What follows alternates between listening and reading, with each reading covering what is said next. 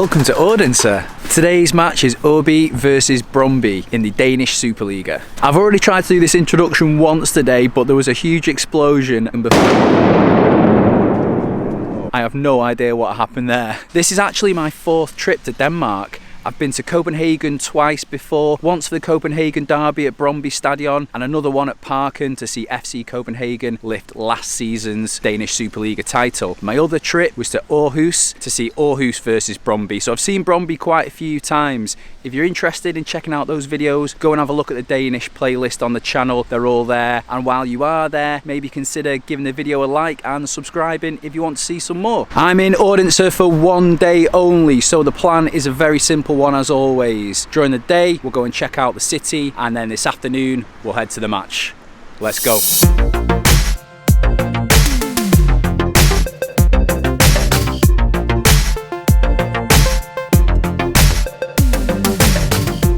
We're starting off at Nature Energy Park, the home of Odense Ball Club, also known as OB. The stadium has a capacity of just under 16,000 and OB have played here since the 1940s, but the club was actually founded in 1887, initially as a cricket club. Their honours include 3 Danish league titles and 5 Danish cups, and notable players include Thomas Helveg, who won Serie A and the Champions League with AC Milan. Today's match is a sellout, with Brøndby being one of OB's major rivals, but from what I can tell, every other club in Denmark outside of Copenhagen seems to hate Brøndby and FC Copenhagen, so I guess they have big games wherever they travel to. I'm expecting a really good atmosphere here later. It's a bit wet and windy, but it's going to be a good one. Until then, let's head into the city centre, go and check that out.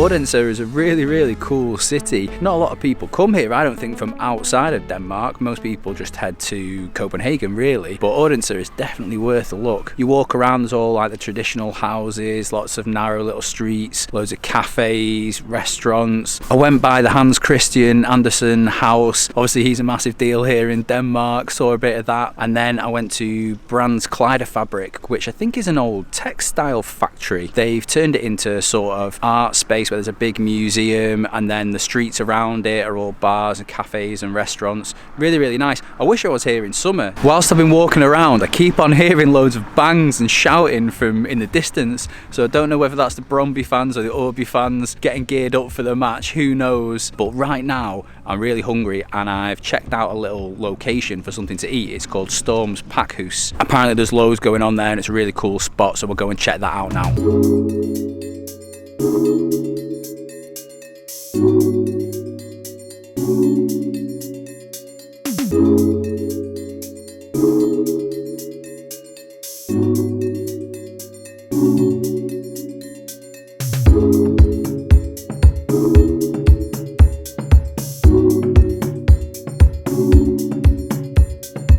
So there's a lot of places like this around, and you've probably seen lots of them on my videos actually, and by that I mean an old building, be it a factory, a warehouse, some sort of bus station, I don't know, that's been repurposed into a sort of food hall. And I love one of these, but genuinely this is probably the best one I've ever been to.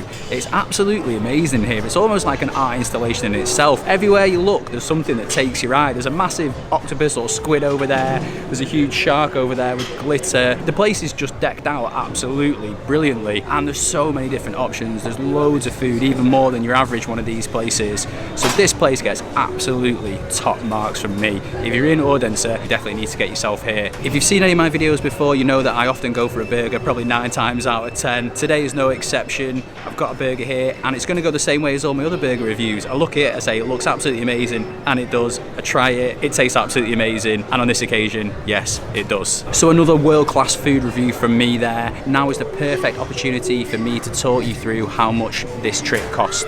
I'm going to do it in pounds, so get your currency converter app of choice ready. Return flights from Manchester to Copenhagen were £66. That is so cheap. Obviously, because I flew into Copenhagen and the game was in Odense, I had to get the train, and the trains in Denmark are absolutely brilliant actually. They're so fast, clean, efficient, on time, and that train was £20 return, which is an hour and a half trip, so not too bad. Accommodation wise, I've got 2 nights booked and that only came to £34, which is pretty good. The food and beer that I've just had came to £18, which is a little bit expensive, but we are in Denmark and food and beer does tend to be on the pricey side here. And lastly, the match ticket was £26, which is really good value. All of which comes to a grand total of £164. So we've flown out to Denmark, we're spending 2 nights over here, we've done loads of stuff, we're seeing a match, and it's cost us £164. Absolutely amazing value again.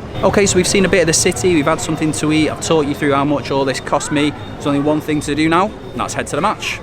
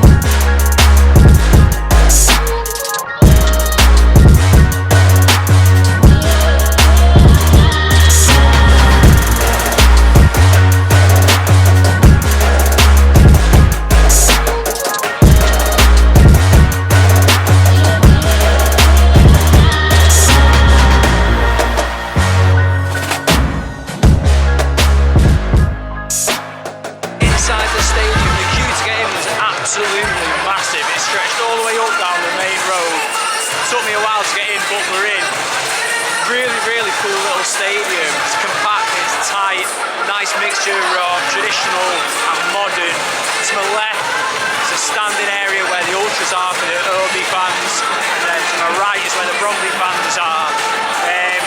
Bringing loads of colour as always. It looks like they've all got the same hat on, which is pretty interesting.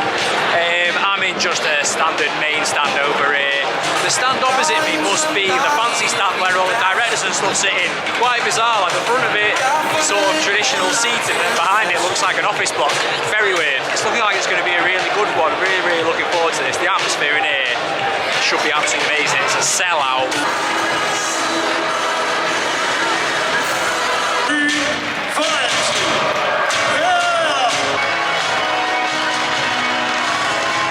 Loads of pyro from both sets of fans before kick-off. Brøndby fans always impressive with all that yellow. Brøndby fans brilliant as well at their end. This is going to be such a good atmosphere. Kick-off time. Let's go.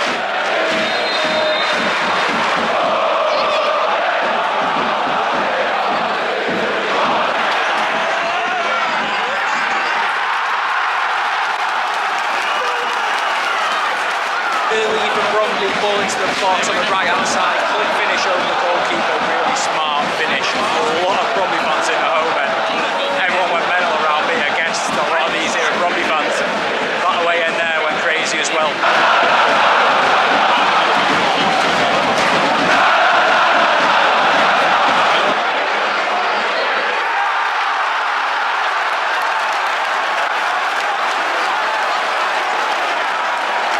Only 10 minutes on the clock and it's already 2-0 to Brøndby. Another goal, similar position to last time, except this time it was an arrow finish into the bottom right hand corner.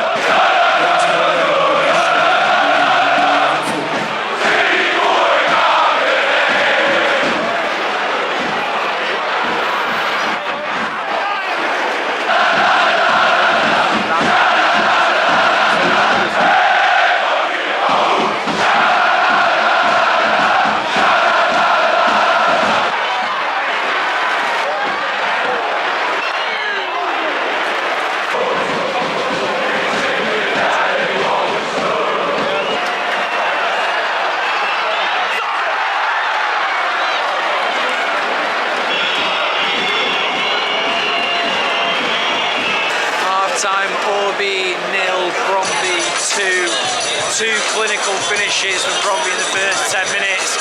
Obi really haven't brought much to the game, if I'm honest. He had one really good chance about the half-hour mark, but he hit it into the side netting, real waste. That was their big chance. Other than that, they've not had a lot going on, to be honest. Both sets of fans have been great. Obi fans have been really good over there. Brøndby fans have been absolutely fantastic. They're always absolutely brilliant. There's a lot of them in the home end as well, I've noticed. It looks like they've got something special for us planned as well after half time, so we'll see how that goes.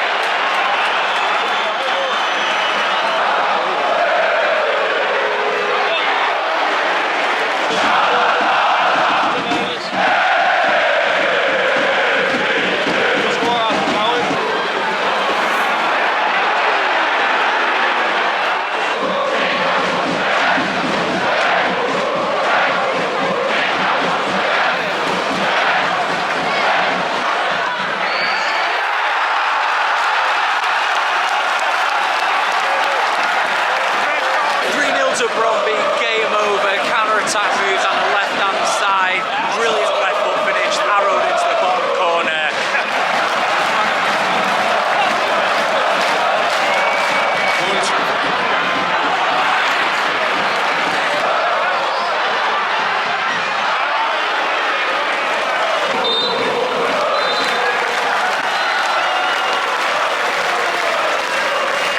Full time here in Odense. Obi 0, Brøndby 3. It was over after 10 minutes. Those two goals from Brøndby in the first 10 minutes absolutely killed this game. They were just too good, ruthless finishing. The Brøndby fans, I've got a real soft spot for them. They're just so good. They've not stopped the whole game. Obi fans were good as well, fair play to them, but these Brøndby fans are just absolutely brilliant. The show after half time, I've never seen anything like it when they had all like the foil or whatever.